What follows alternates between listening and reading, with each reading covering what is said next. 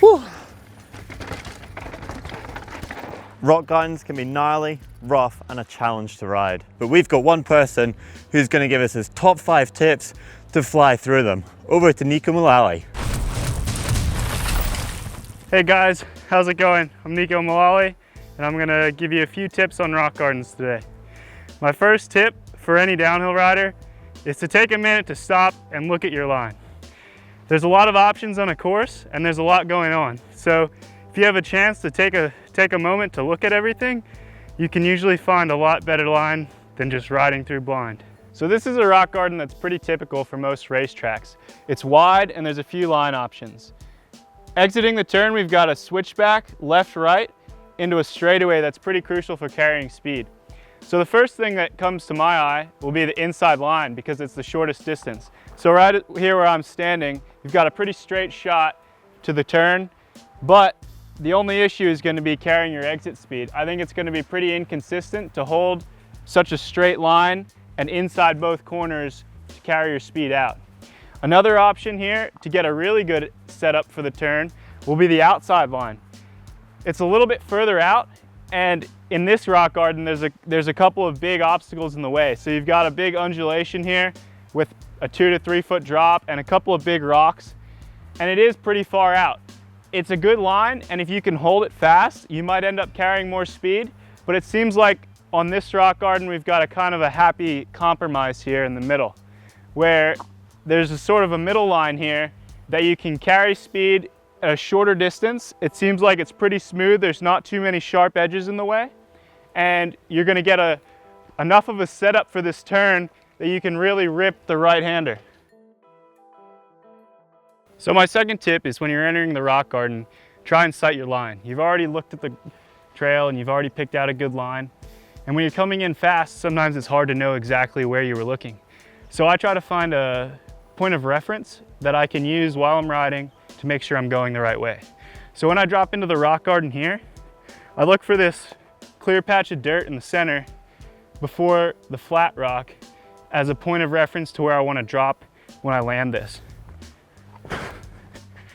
So when I drop down, I try to be between these two on this clear patch of dirt, and then I know from there I can get across to the middle of the trail. And it's really hard when you're coming in from light to dark or high speed into the woods to do this, but if you can find something, it works for everything. It works for blind rises, it works for corners that you can't quite see through. If you can find something on the trail to use as a point of reference to line up where you want to be, then it'll put you exactly where you want to go later on. As you're coming into the rock garden, try to stay relaxed. I think for most people, rock gardens are pretty intimidating because they're sharp edges and all the surfaces are really hard. So you feel them in your hands, they're pretty brutal, and it's, I guess, your natural tendency to tense up when you come through a rock garden. And if you can stay more relaxed, it's going to help the bike work better underneath you. It's going to help everything just kind of flow a little better through the rock garden and sort of take off the edge of those harsh edges. So my third tip would be to try to maintain a neutral body position. When riding downhill, you're always going to be slightly rear biased, but if you can try to find a nice neutral centered position on the bike, it makes it a lot easier to allow your suspension to work the way it's designed to and just get over these obstacles a little bit smoother. If you're too off the back of the bike, which tends to happen when you get scared, I do it, everyone does it, you can't really get your weight onto the front wheel and it's hard to control your direction. So you're kind of off the back and there's no weight on the front, so it's easy for it to slide out, and it's also really hard to get through the turns once you get to the end of the straightaway. You kind of just lose control by going too far back. And then if you get too far front in a section like this, it's easy to get packed up. The hits are coming at you really fast, and if you're just over the front too far, it's easy. It takes a lot of strength to hold yourself up, and the rear will then be so light that that could start to chatter and step out as well. So I really work hard on my bike setup to get it to feel neutral, and so that I have the geometry that I feel in the center of. And then while I'm riding, I try to really make sure I'm in the center of the bike, and it allows me to just work a lot easier. I can just feel more comfortable and use a lot less energy when I'm going down this trail if I'm in the center of the bike. So here we are at a different section of trail. We've got a pretty wide bit of trail that's bending to the right, and it's pretty rough. There's a lot of rocks. I'd call it a rock garden. There's a lot of holes in it too. And this one's going to be really important for maintaining that good average speed and trying to carry exit speed, because it's bending to the right and it's kind of getting harder and harder to carry your speed out of the turn as you get into it. So this one's going to be tough because you want to go fast to stay above the holes. If you go too slow, you kind of get hung up on every rock and hole. But if you go too fast, it's hard to hold that fine line and not get too much on the brakes as you're exiting the turn. That's the hardest thing with any race, is to try to maintain that balance, and this is a great place to show it. So here it's pretty clear, looking at the exit of the turn, how important it is to hold the high line. You can see in the lower line's just pretty far down. There's a lot of loose rocks on it, and you can just carry a lot more exit speed if you can stay high.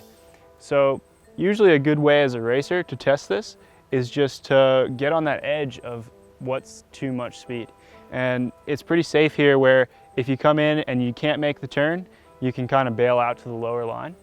But a lot of times on a racetrack with anything, we'll try to find the limit and we'll ride it too fast to where either we blow out a turn, can't make a line, or sometimes you crash, but that's how you find the limit of how fast to go. So thanks for watching. Those are my 5 tips for riding rock gardens.